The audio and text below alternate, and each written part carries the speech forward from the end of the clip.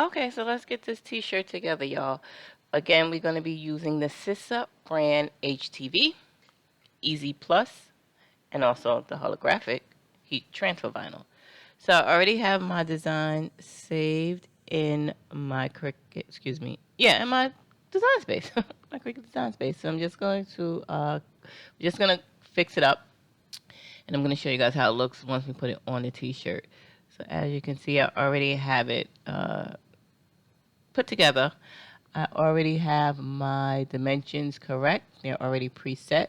I actually measured it ahead of time before I designed my little blessed sign. So now remember, the dark brown is going to be the leopard print and the light brown is going to be the holographic print. So I'm just going to size this up. And now I'm going to go ahead and slice it. Remember, I'm doing a outline t-shirt. So let's slice it. And now, as you can see, it's giving me my cuts. I just dropped a video on how to slice in less than 10 minutes. I taught you guys how. So if you haven't checked out that video, take a look at it. Really simple and easy.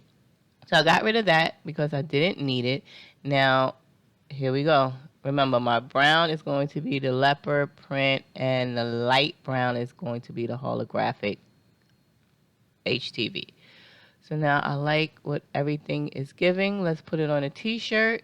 So we're going to go to our templates and pull up our t-shirt template. I always use the classic t-shirt template.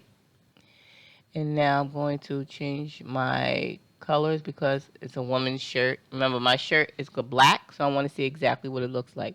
And if you didn't see the video on how I show you guys how to change the colors on your t-shirts, you should also check that one out.